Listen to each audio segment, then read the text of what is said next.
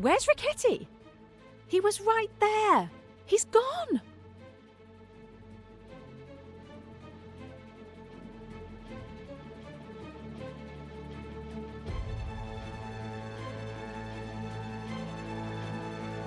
I'm sorry, Mr. Poirot.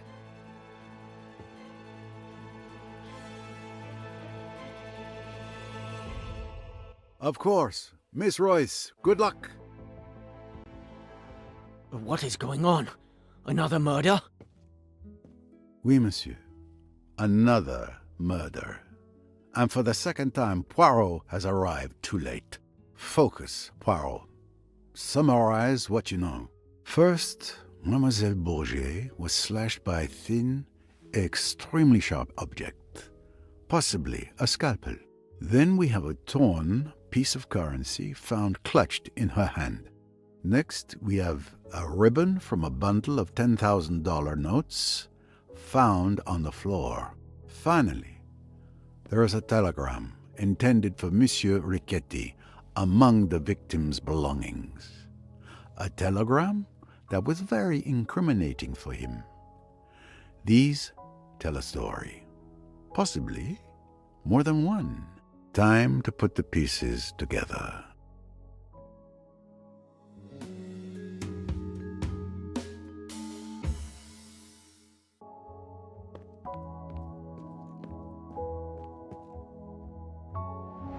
Ah, my collection is growing. Mr. Hayashi, what can you tell me about Mademoiselle Bourget's death? Let me see. I spent the afternoon playing billiards with Tim. Miss Bourget was reading in a corner of the saloon. When you summoned Tim, I went out with him to find someone else to play. Miss Bourget was perfectly fine when we left her. And then? Outside, I saw the steward, Tarek, on the deck. I asked him if he could play, but he was on duty. I kind of expected that. Then I saw Mr. Riquetti on the bow. I went over and asked him if he was up for a game. We chatted for 10 minutes or so. He finally agreed to play. We went back to the saloon together and that's when we found Miss Bourget dead.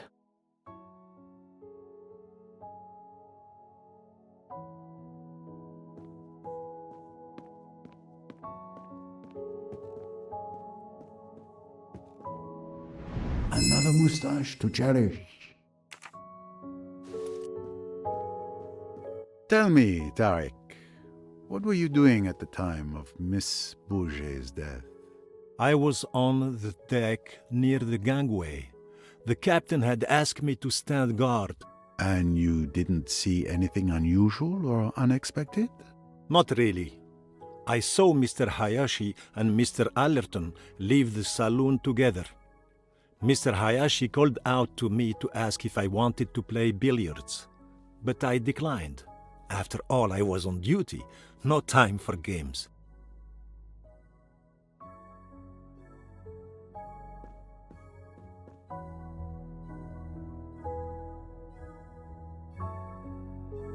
A thin weapon, very sharp, has slit the throat, possibly a scalpel. A torn piece of a $100 note in her hand.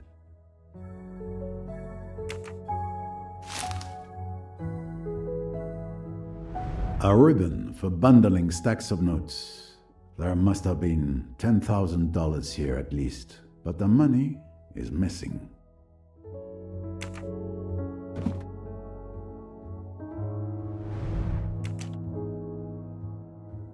This is where I found Mr. Riquetti's encrypted telegram.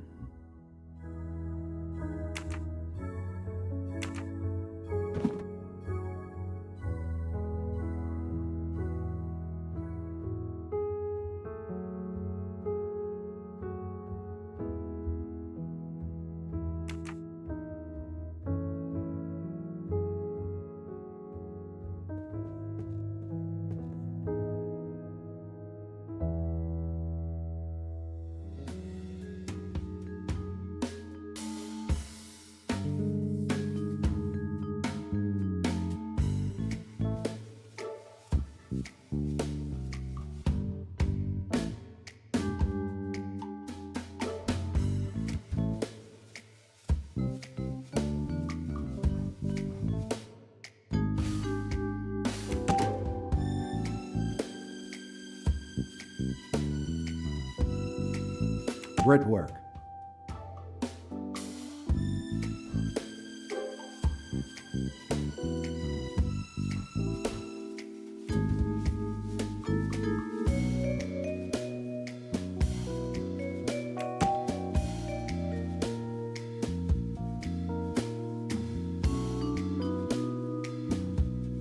Well done, that's correct.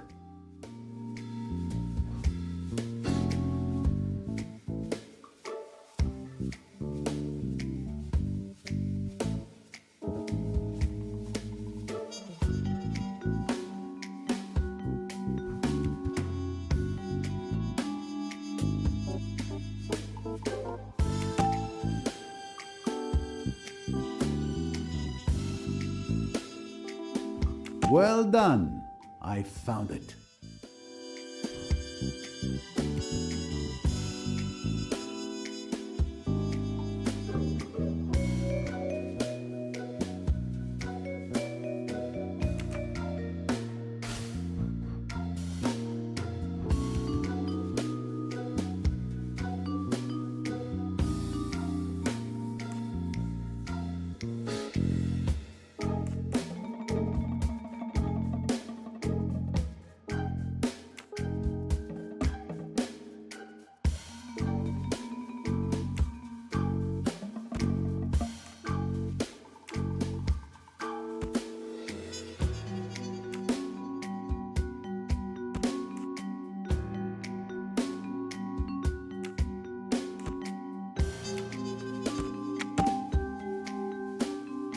Nice one. Who else could have succeeded?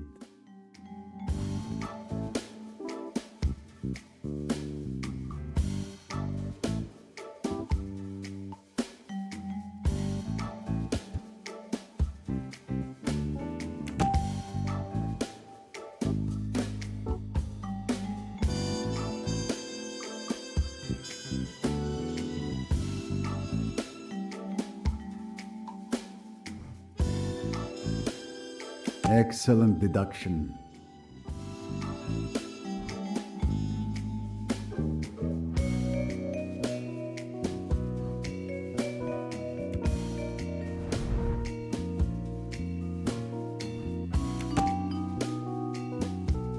Impressive. A doctor's kit would undoubtedly contain a scalpel. Possibly more than one. And in fact, this was confirmed by Miss Royce, who searched his cabin. I'll need to question him. Who is the world's greatest detective?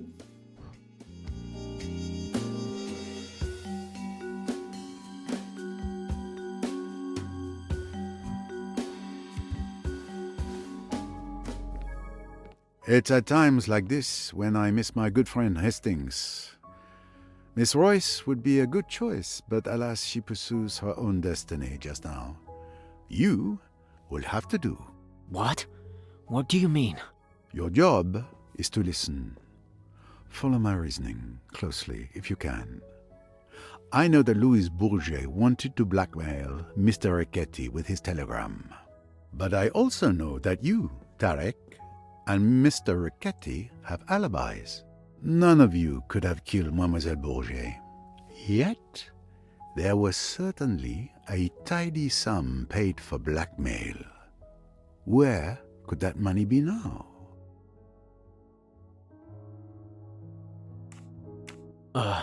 Very well. Let me think.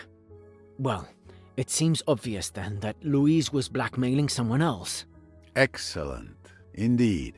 Louis Bourget must have been blackmailing both Riquetti and another person on his boat, connected to another case.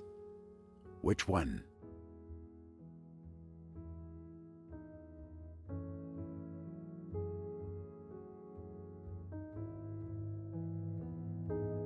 The murder of Mrs. Doyle? Exactly. The victim of the blackmail could have simply paid. But if their secret were ever revealed, they'd risk the death penalty. They couldn't take that chance. But what had Louise Bourget discovered? Louise had discovered the identity of the murderer. Precisely. Louise knew who murdered Mrs. Doyle. She wanted to blackmail that person instead of telling me. Instead of getting paid by the killer, she paid with her life. But what about Riquetti? I'm afraid Miss Bourget saw the rewards of blackmail, but not the danger. She must have planned to blackmail Riquetti as well. But she was killed before she could.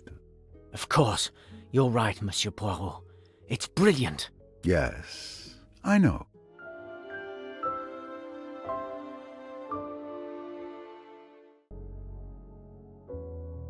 Clearly, the deaths of Mrs. Doyle and Miss Bourget are connected.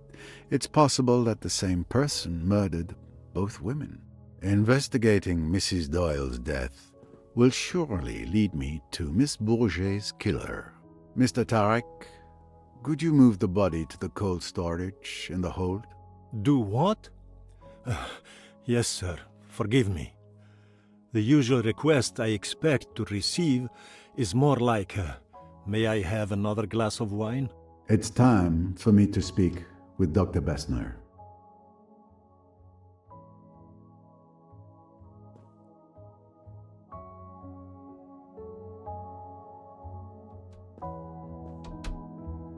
Dr. Bessner, sorry to disturb you.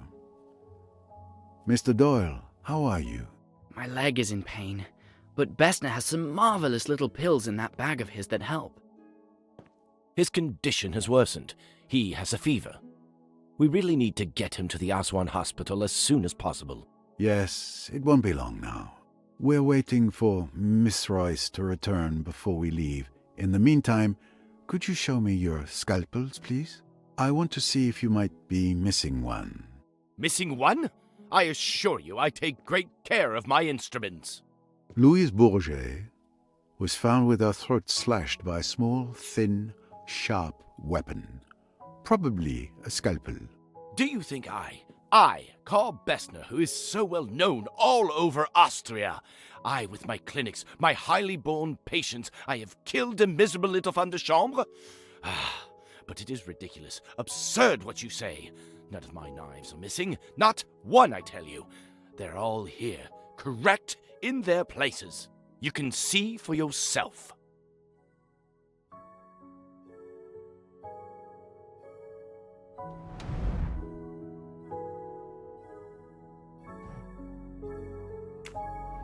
A stethoscope is nothing unusual in a doctor's bag.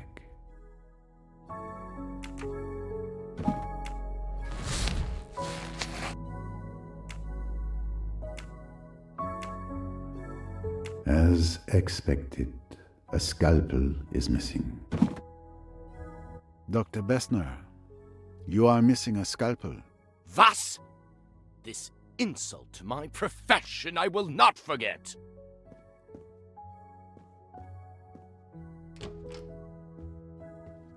Whew, you've put the old boys back up. Ah, there you are, Monsieur Poirot. It is most important. I have vital information. Mr. Doyle, I know who killed your wife. What? My theories are completely vindicated. The deep, primeval, primordial urges. It may appear impossible, fantastic, but it is the truth. Do I understand that you have evidence in your possession to show who killed Mrs. Doyle? Certainly I have. You will agree, will you not, that whoever killed Louise Bourget also killed Lynette Doyle? That the two crimes were committed by one and the same hand?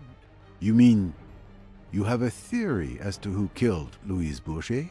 No, I have exact knowledge. I saw the person with my own eyes. For God's sake, start at the beginning. You know the person who killed Louise Bourget, you say? I will tell you exactly what occurred. I went to the rooftop bar to get, something to help me sleep. I did not wish my daughter to know of it. She tends to disapprove. As I was saying, I was on the terrace when I saw... I didn't think anything of it, of course. But when I learned that Louise had died in the saloon, I understood everything. Maybe you understood, but I can't understand anything. Calm down. Start over from the beginning. In detail. Yes, yes. As I was at the top of the terrace stairs, about to go down, I saw the murderer. It was...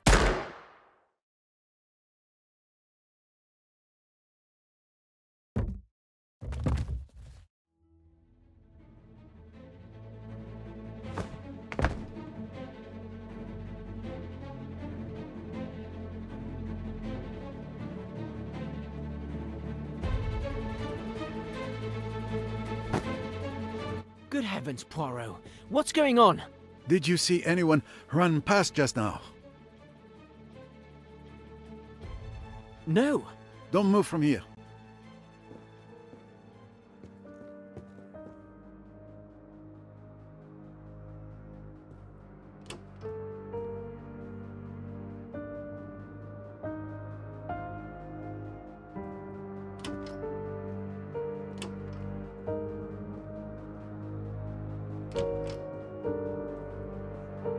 The murderer has vanished. Again. Another murder? Who was it this time? I'm sorry.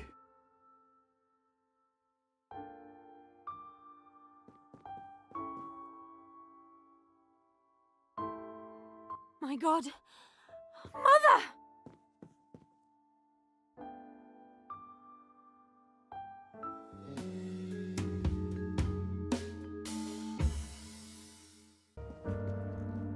What did you see? Nothing.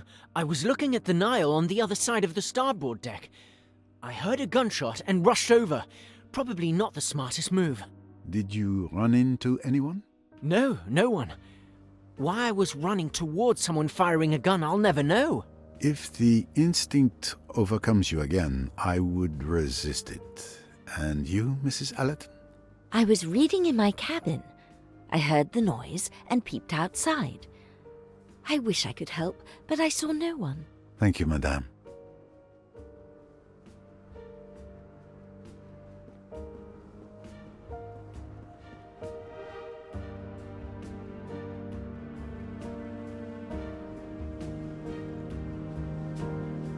Did you see anything? No. I was in your cabin with Rosalie, as you had requested. We were talking when we heard the gunshot. Rosalie went white as a ghost and rushed outside. I followed her. I heard the shot, shouting, and went out, but I didn't see anyone either. It's horrible. Poor Rosalie. Yes, this cruise feels less upon the Nile and more upon the river Styx. Found another one. It was easy.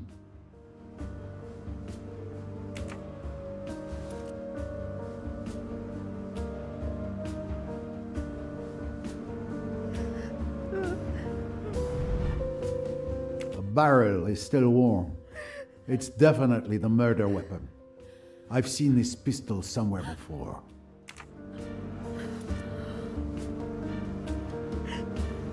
Miss Otterborn, I share your sorrow. I will need to examine the crime scene.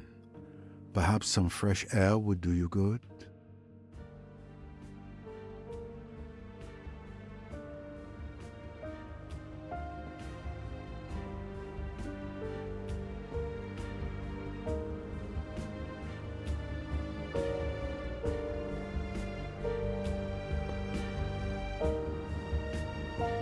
A bullet to the head.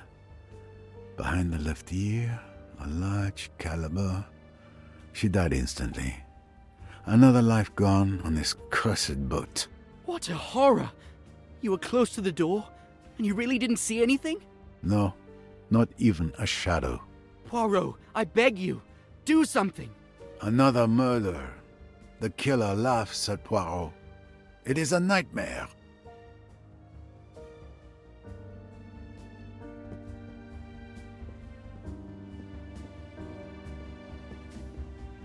Did you witness anything that may help? You may not believe me, but after your outrageous accusations, I went to calm down on deck. I was at the stern, alone, when I heard the gunshot. I couldn't see anything from where I was. These ladies then arrived. Yes, we heard the shot. We came to see what was happening, And now, there's another dead body. I have to get off this boat. Calm down, Cousin Marie, please. We were together, coming up from the lower deck. We didn't see anything at all.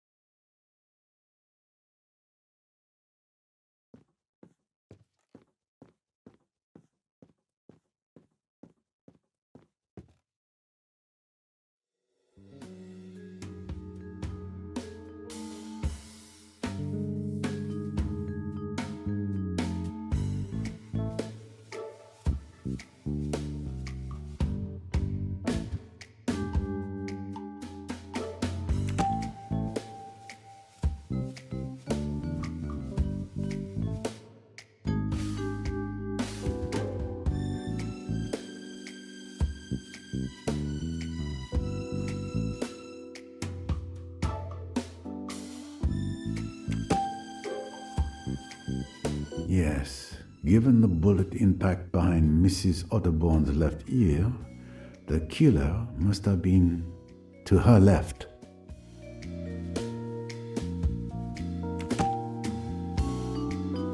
The killer must have fled towards the front of the boat. Otherwise, I would have seen them pass by the door. Excellent detective work, naturally.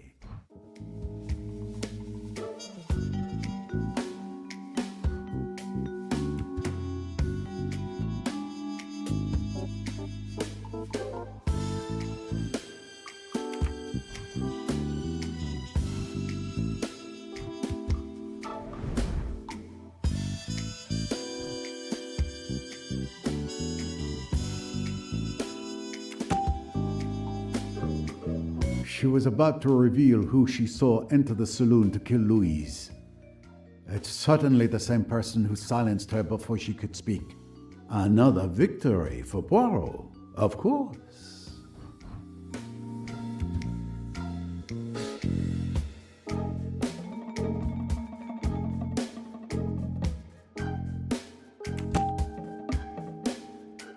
Miss Royce told me she saw this pistol in Mr. Pennington's cabin. I'll need to question him once I'm done here. He should still be in the lounge. My little grey cells did not let me down.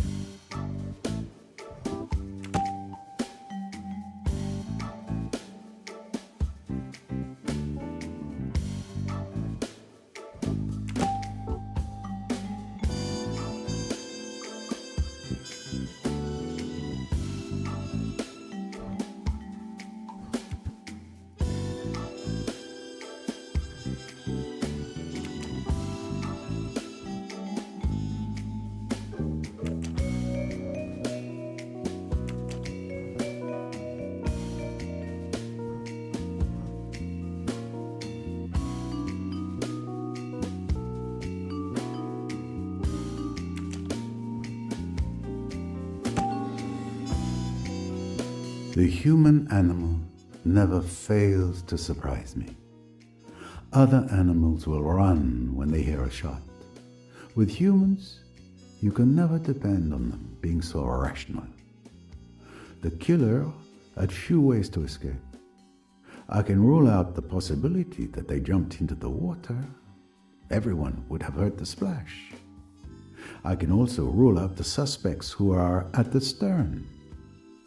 It's clear the killer fled towards the bow. Therefore, the killer is now either on the upper deck among the present passengers, or they jumped to the lower deck and are hiding there. Precisely. Is that applause I hear? Please, let me through.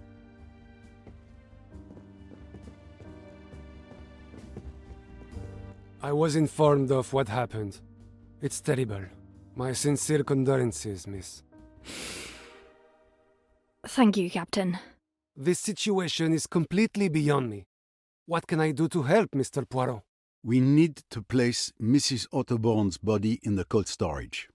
with the others. But, most importantly, we must ensure the safety of the other passengers. I'll see to Mrs. Otterborn immediately. Tarek, Samir, come help me.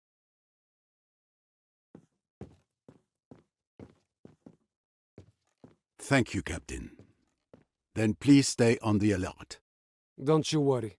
My crew and I will be vigilant.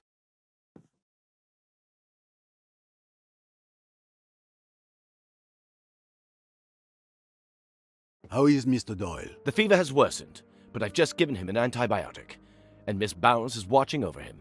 There's nothing more we can do for now.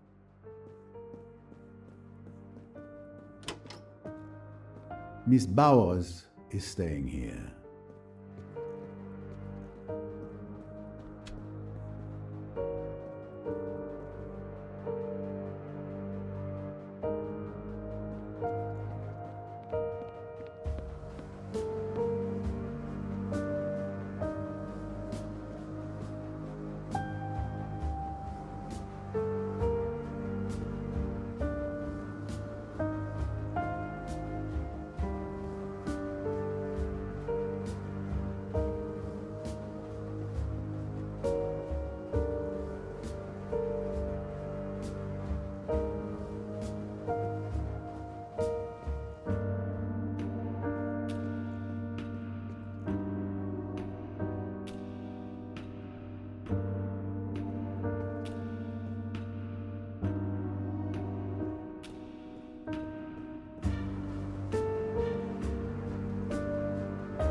Aha! A trophy for my collection.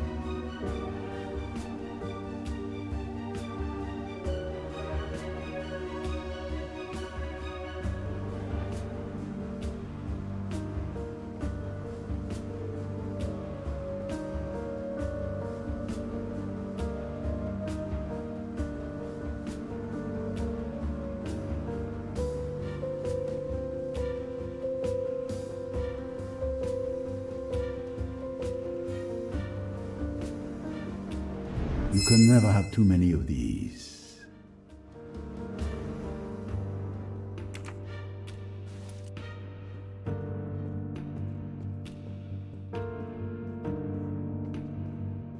Nothing to report, but I'm staying alert.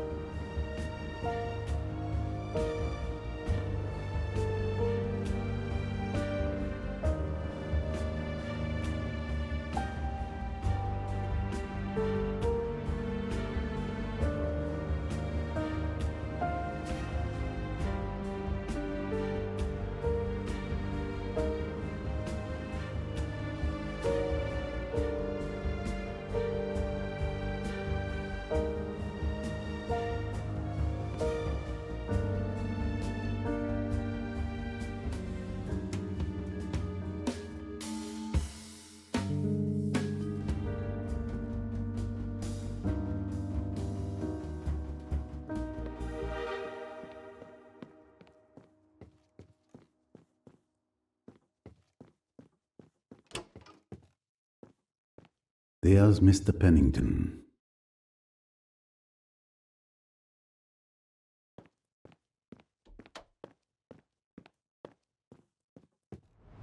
This record is perfect for my collection.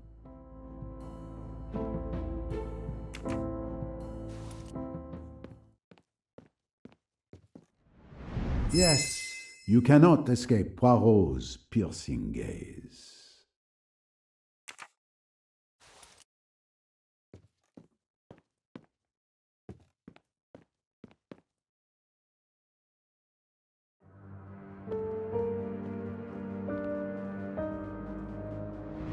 Found you. Mr. Pennington, didn't you hear a gunshot? I've been thinking about it, yes. I may have. Someone was shot? Mrs. Otterbourne. She's dead. Mrs. Otterbourne? Who on earth would want to shoot that harmless old lady? Someone who brought a gun aboard.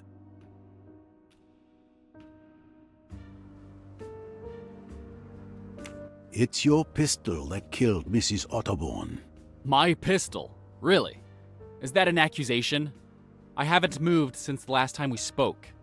And anyway, everyone knew I kept a gun in my cabin. I mentioned it at dinner. It's true. He showed his gun to Mr. Hayashi last night at the restaurant. Everyone saw it and could have stolen it from his cabin, especially since it wasn't particularly well hidden. Besides, why would I want to kill her?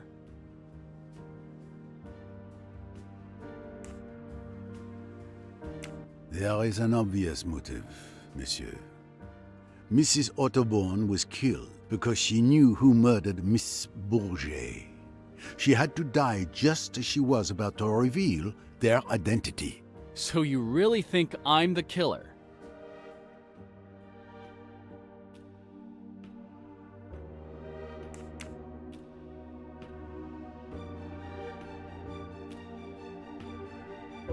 I admit, it would be a pleasure to solve this mystery by accusing you. But I know you're not the murderer.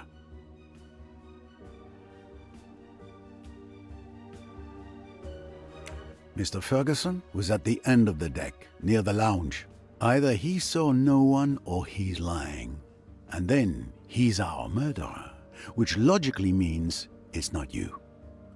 And if he's telling the truth, it proves you didn't leave the lounge. Either way, his testimony clears you. At last, some sanity. Since you're not the police, would you kindly let me have my pistol back? I suggest you take better care of it. And do not be so very pleased with yourself, monsieur. You and I are not done yet.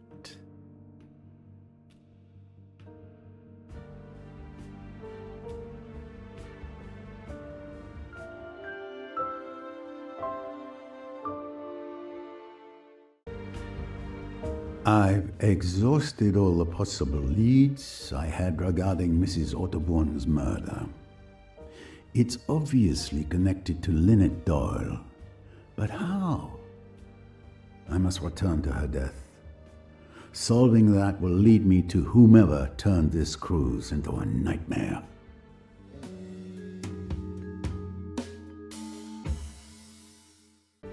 With all these tragedies, I have not had a single moment to reflect calmly. I must revisit details, and I know of a good place to start. Tim Allerton gave me a piece of information that seemed trivial to him, but awakened my little grey cells. But before I could investigate, we were interrupted by the death of Miss Bourget.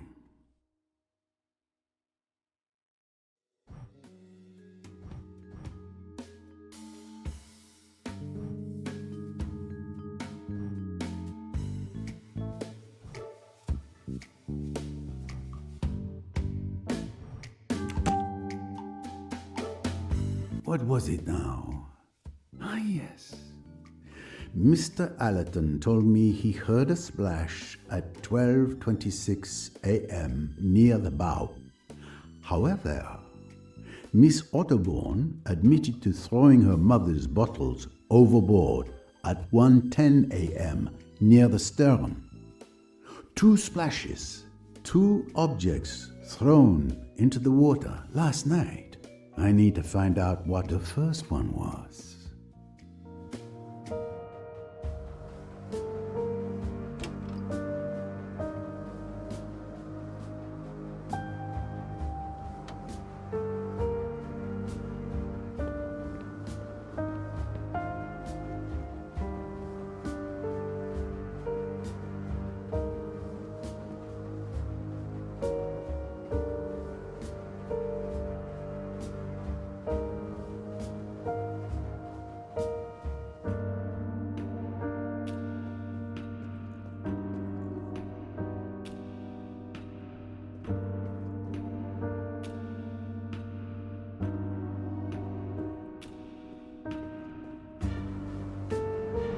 Found you.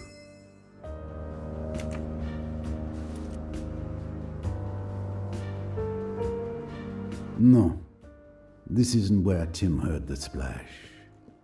It was on the starboard side, near the bow.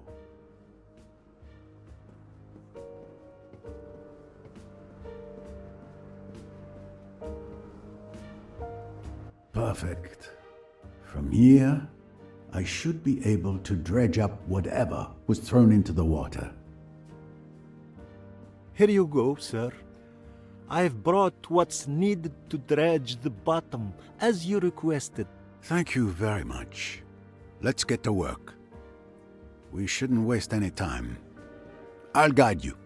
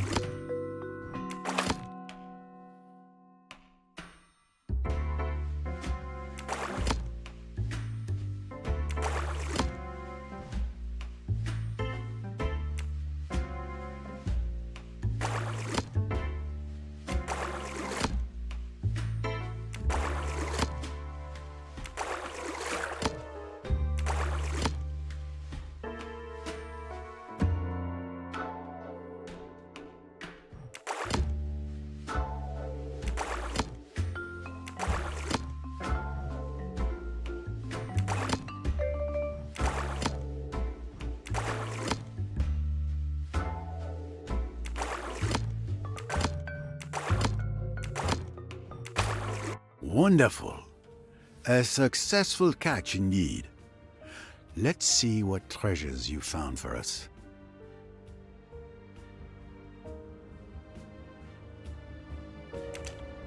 A can. It must have been down there for years. A worn shoe, falling to pieces. It serves some foot well. A Morse code bracelet.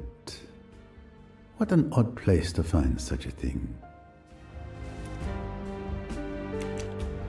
A plastic bottle, thoughtfully tossed overboard by a tourist, no doubt.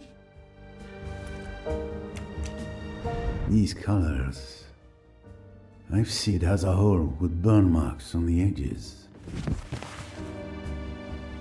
This handkerchief is quite ordinary, not expensive.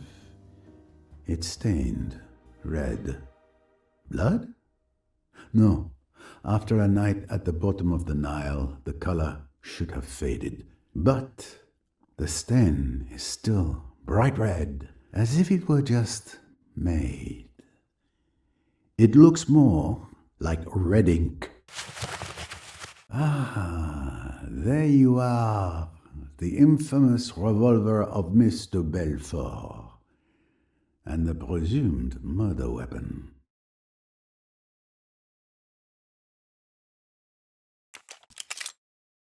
Three bullets are missing. 3?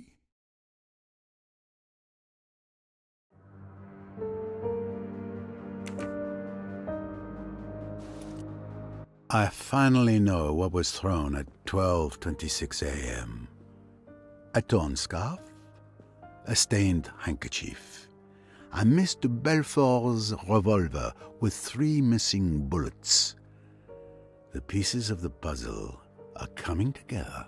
So, do you know who the killer is, Mr. Poirot? Almost, Samir. Thanks to this fruitful catch, I can now draw some new conclusions. A certain scoundrel has been laughing at Poirot, but laughter dies swiftly in a hangman's noose.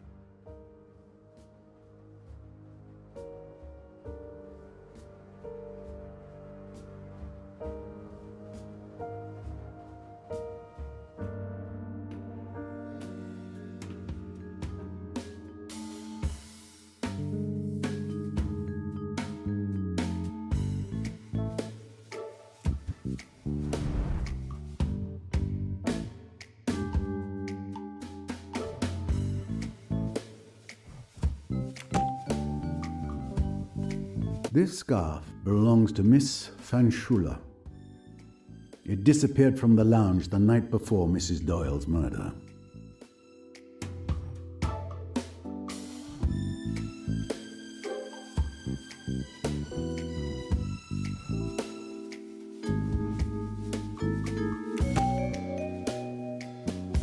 Given the size of the hole and the burn marks around it, it is clear someone fired a small caliber bullet at this scarf at close range. My little grey cells did not let me down.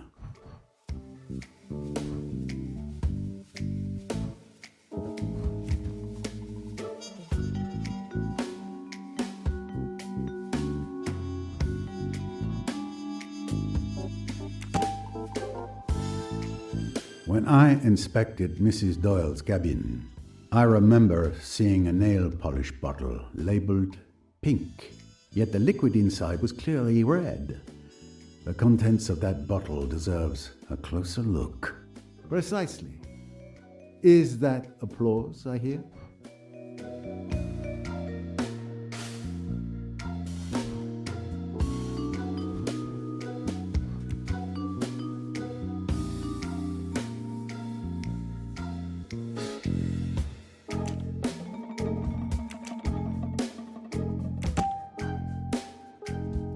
According to witness testimonies and my analysis of the crime scene, there were only 2 shots that night.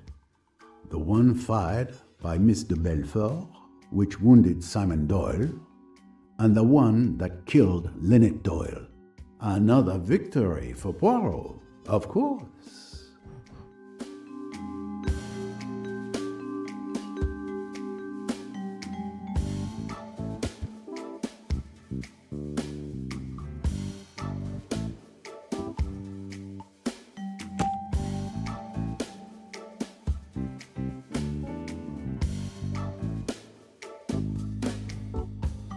Great.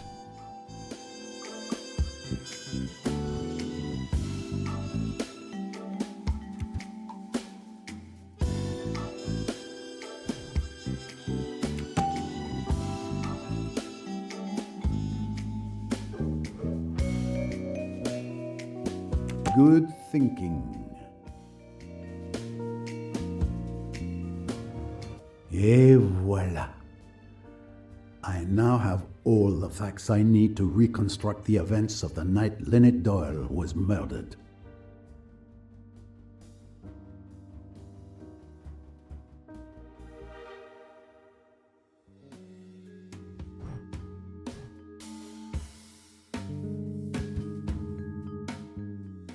And with the help of my little grey cells, I will solve the murder of Mrs. Doyle.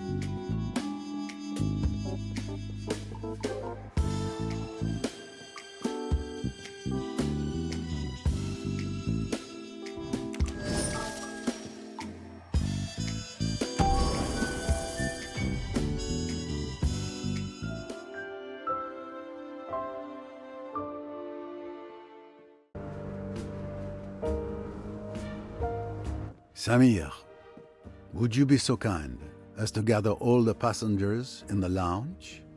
As quick as you can. Everyone? Even Mr. Doyle? In his condition? Yes. It is absolutely crucial that all the passengers are present. I'm counting on you. Right away, Mr. Poirot.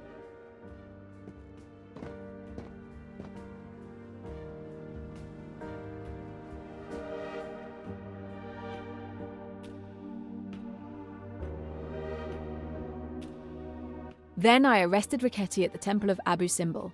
He was injured, so I left him with the local police to get medical care. I see. Enough about me. What about you? Have you made progress on Louise's murder? Riquetti claims it wasn't him. For once, he's telling the truth.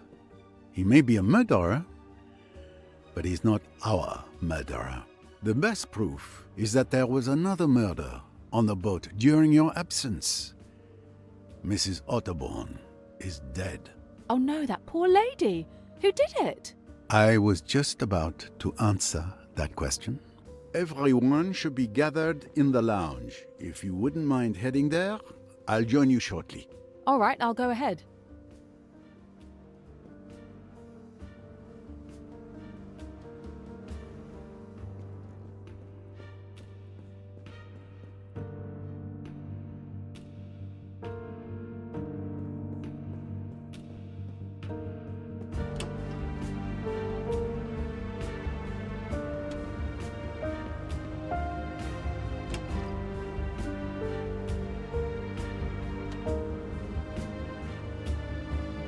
Nobody's going through that door, sir. You can trust me.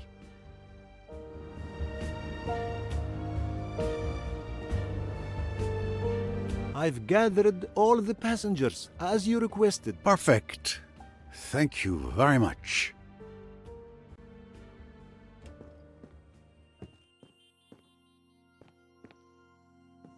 I see that everyone is here. Even Mr. Doyle. I hope you have a good reason for moving Mr. Doyle.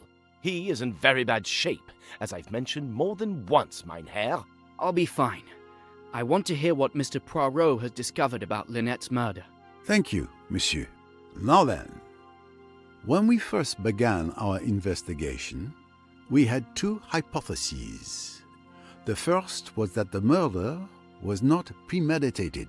The killer witnesses the scene between Mr. Belfort and Mr. Doyle, waits for everyone to leave the lounge, grabs the revolver that was under the chair, and shoots Lynette Doyle. The second hypothesis was that the murder had been meticulously premeditated. Correct, Miss Royce? Correct. Very quickly, we were able to eliminate one of these two hypotheses.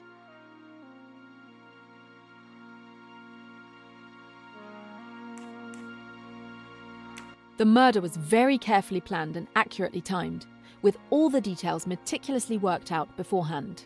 Even to the drugging of my bottle of wine on the night in question.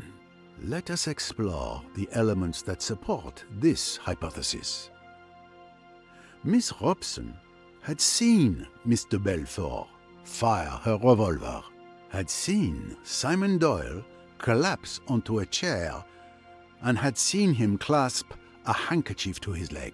That's exactly what I saw. What had Mr. Hayashi heard and seen? He heard a shot, and he found Doyle with a red-stained handkerchief pressed to his leg. I can confirm that. What had happened then? Mr. Doyle had been very insistent that Mr. Belfort should be got away, that she should not be left alone. After that, he suggested that Mr. Hayashi should get hold of the doctor. Accordingly, Miss Robson and Mr. Hayashi go out with Mr. Belfort, and for the next 5 minutes, they are busy on the port side of the deck. Miss Bowers, Dr. Bessner's, and Mr. Belfort's cabins are all on the port side. So someone had 5 minutes alone to go and kill Mrs. Doyle. But who? Simon Doyle. It is foolish, that. Do you think a man with a fractured bone and a splint on his leg could go walking about the boat and killing people? I tell you, it was impossible for Simon Doyle to leave my cabin. But yes, the thing seems impossible, but it's nonetheless true. During my investigation, I managed to retrieve Mr. Belfort's revolver, which had been thrown into the water. It was wrapped in a stained handkerchief. To an untrained eye, this stain could have been mistaken for blood. But Hercule Poirot's eyes are not untrained. The stain was, in fact, red ink contained in one of Mrs. Doyle's bottles of nail polish. So when Miss Robson and Mr. Hayashi saw Mr. Belfort shoot Mr. Doyle, and he writhed so piteously in pain from his injury, it was all a show.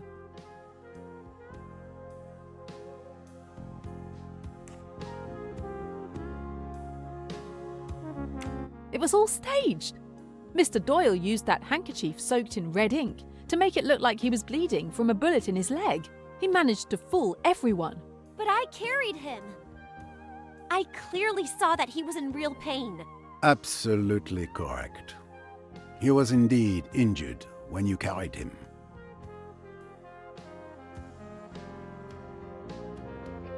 But you just said that... Patience, if you please. We're getting to the boldest part of this plan. As I mentioned earlier, after Mr. Belfort fired her shot, Mr. Doyle insisted that Miss Robson and Mr. Hayashi remove her from the lounge. Now he is alone. 2 minutes are all that Simon Doyle needs. He picks up the pistol from under the sofa, runs like a hare silently along the starboard deck, enters his wife's cabin, creeps up to her as she lies asleep, shoots her through the head, puts the bottle that has contained the red ink away, and runs back. But what does he do next? He sits back down in his chair and shoots himself in the leg. That is the moment when he's truly injured. But what about the gunshot? We should have heard it, just like the first one. I even heard a splash in the water, which makes far less noise. Well observed, my young friend. Mr. Doyle used an object to muffle the sound of the gunshot.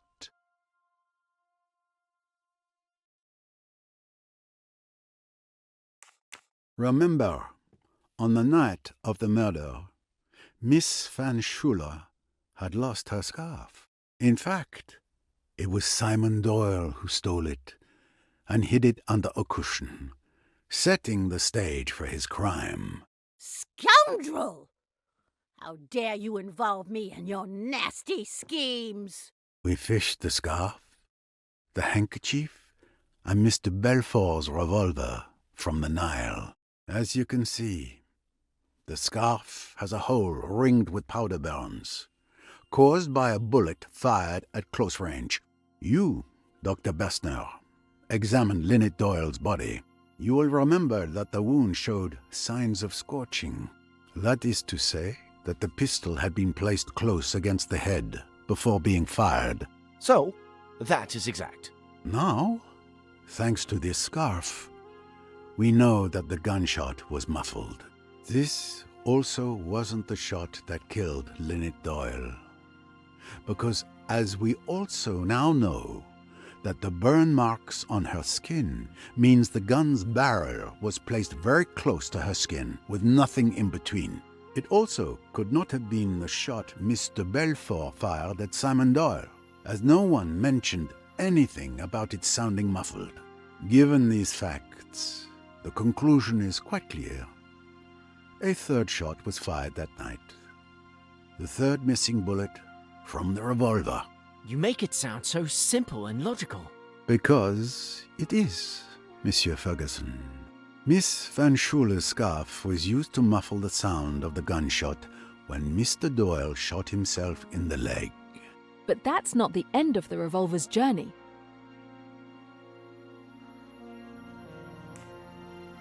Mr. Doyle wrapped the revolver in the stained handkerchief, then put everything in the scarf and tossed the bundle out the window into the Nile. And that's the splash I heard. Exactly, Mr. Allerton. It required very precise timing, but Monsieur Doyle acted coldly and swiftly, just as he did when he murdered his wife.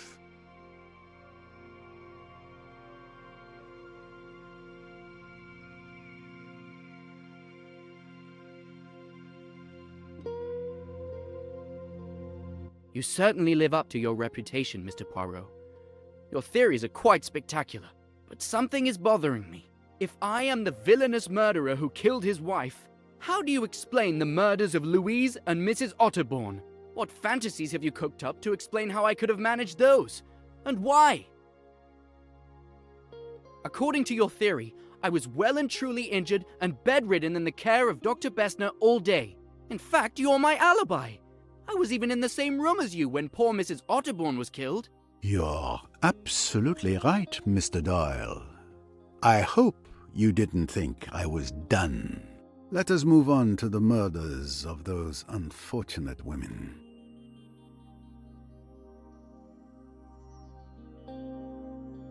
You couldn't have killed Miss Bourget and Mrs. Otterbourne, Mr. Doyle. But you're not entirely innocent of their deaths either. Remember when Louise came to testify? When I asked her if she had seen anything the previous night, she gave this curious answer. Naturally, if I had been unable to sleep, if I had mounted the stairs, then perhaps I might have seen this assassin, this monster, enter or leave Madame's cabin. Now, what exactly did that tell us?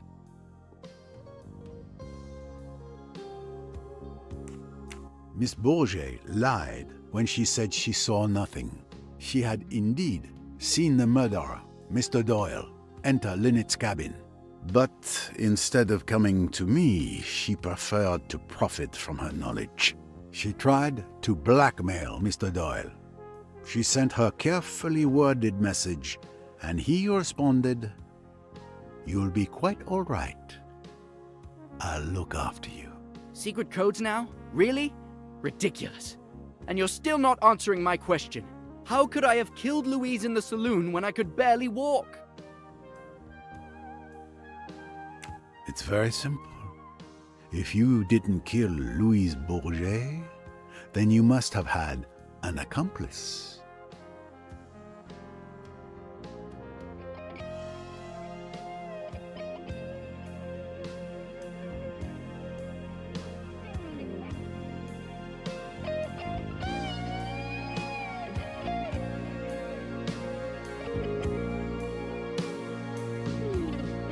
An accomplice?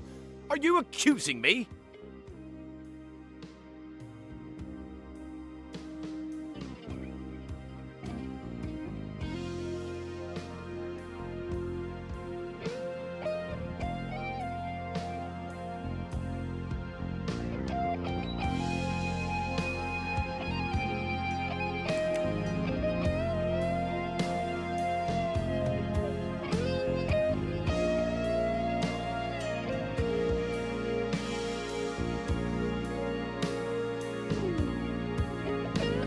This accomplice can be none other than Jacqueline de Belfort. What?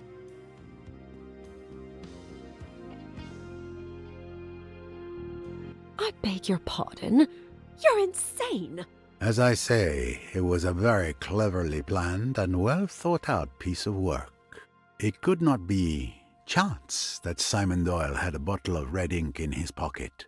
No, it must be design. It was not chance that he had a plain unmarked handkerchief with him. It was not chance that Jacqueline de Belfort's foot kicked the pistol under the settee, where it would be out of sight and unremembered until later. So you truly believe that Miss de Belfort and Mr. Doyle are accomplices? Certainly, the two halves of the murderer. What gave Simon his alibi?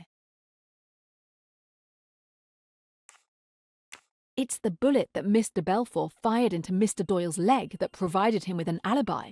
Even if left alone, he wouldn't have been able to crawl to his wife's cabin to kill her. But Miss de Belfort didn't actually hit Mr. Doyle with that shot. He pretended to be injured, so crawling wasn't necessary. Now let's move on to the shooter. What gives Jacqueline de Belfort her alibi?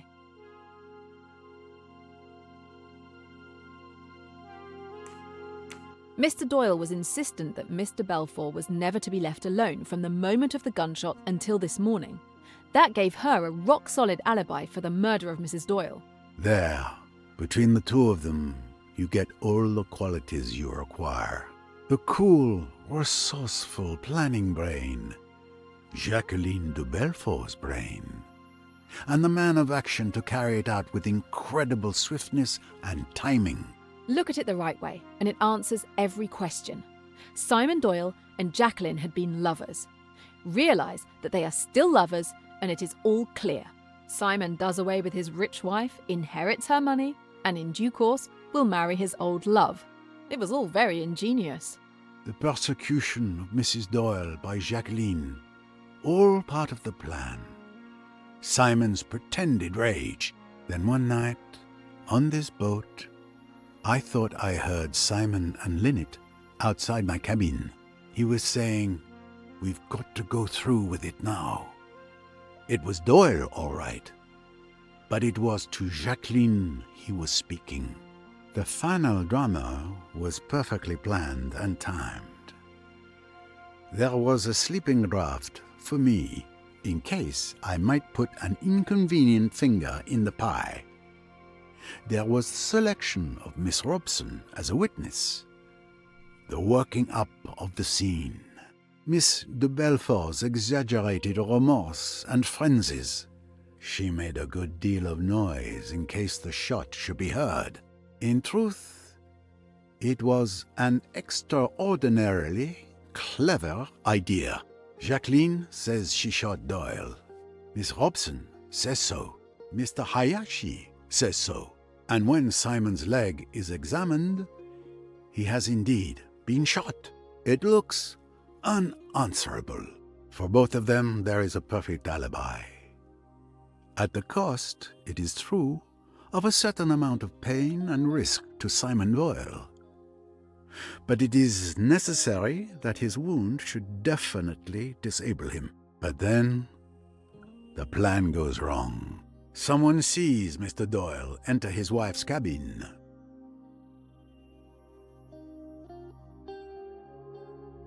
Louise Bourget has been wakeful. She has come up the stairway, and she has seen Simon Doyle run along to his wife's cabin and come back. So she makes her greedy bid for hush money and, in so doing, signs her death warrant. But Mr. Doyle couldn't have killed her.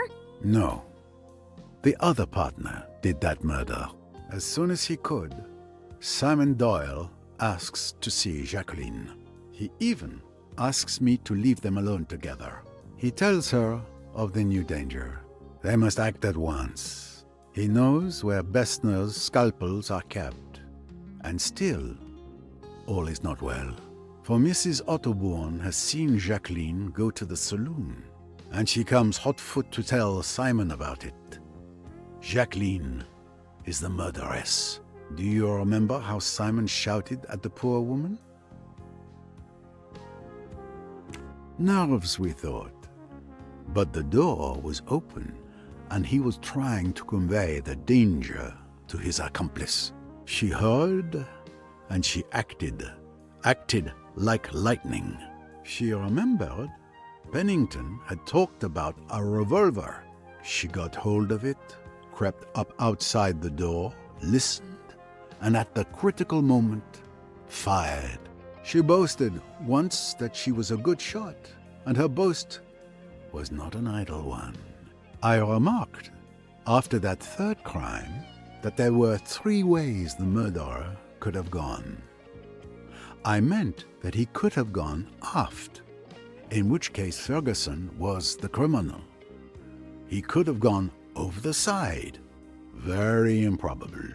Or he could have gone into a cabin. Jacqueline's cabin was just 2 away from Dr. Bessner's. She had only to throw down the revolver and bolt into the cabin. It was risky, but it was the only possible chance.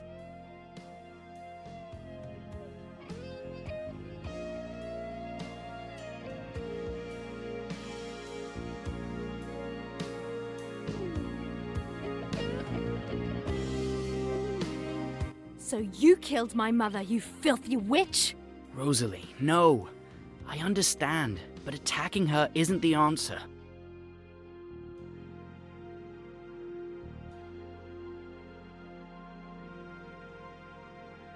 Come on. How can you listen to the ramblings of this old fool? His entire grand theory is based on the fancies he's made up out of whole cloth, without a shred of evidence. You might hope it is so, young man. You insist more proof is needed? You hope Poirot is a doddering old fool? Then by all means, let's allow someone else to dodder some. Miss Royce, if you would.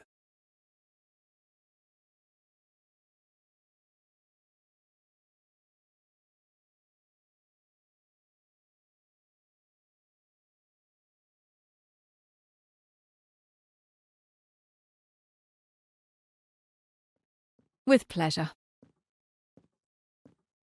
The irrefutable proof is tiny, but look here. You can see that the wood is damaged, and the bullet that caused it is still lodged in the hole. I'm sure forensics will prove that it's a .22 caliber cartridge fired from the murder weapon. This is the bullet Mr. Belfour shot at Simon Doyle. It ended up in the wall, not in his leg.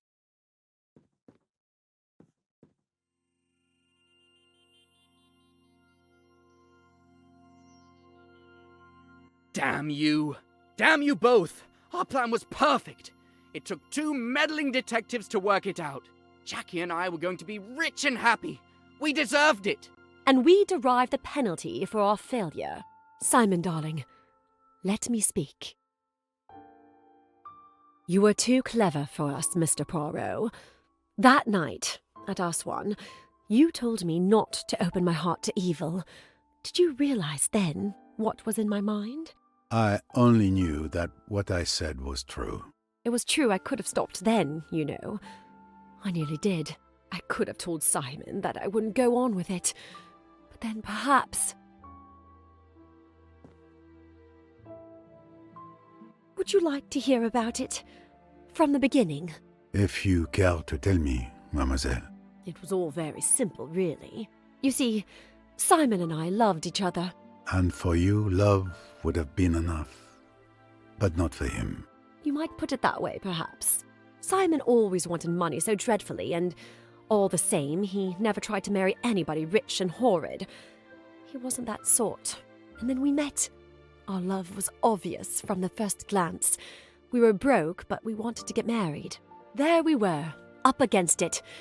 And then I thought of Lynette. It might make all the difference to me and Simon if she'd give him a job.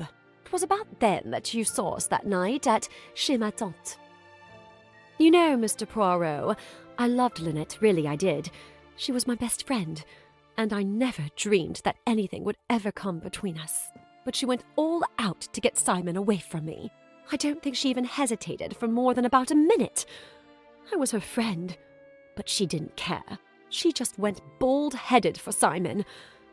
That's why I'm not really sorry about her, even now. And Simon didn't care a damn about her. But he did like the thought of her money. Of course I saw that. And at last I suggested to him that it might be a good thing if he got rid of me and married Lynette. But he scouted the idea. He said, money or no money, it would be hell to be married to her. He said his idea of having money was to have it himself. He talked about it a good deal one way and another, about how convenient it would be if Lynette died. I said it was an awful idea, and then he shut up about it. After a bit, I saw that he'd made up his mind, and I was terrified. Simply terrified. Because you see, I realized that he'd never pull it off. He'd have no kind of subtlety about it. And he's got no imagination. So I had to come into it too, to look after him. I thought and I thought, trying to work out a plan.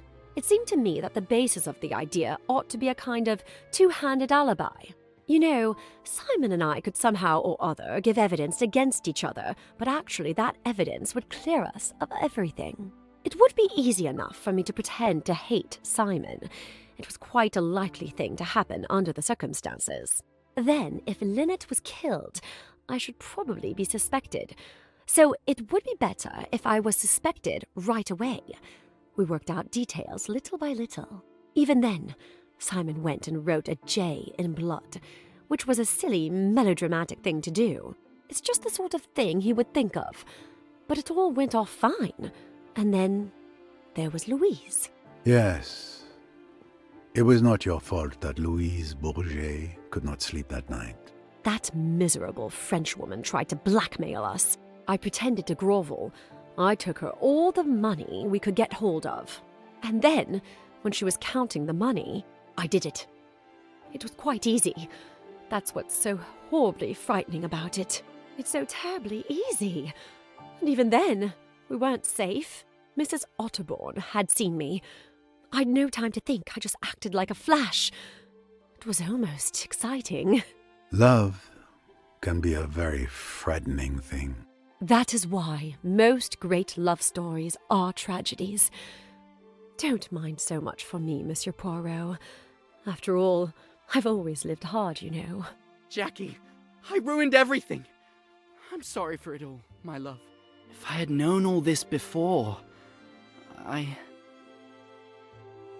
It's all right, Simon.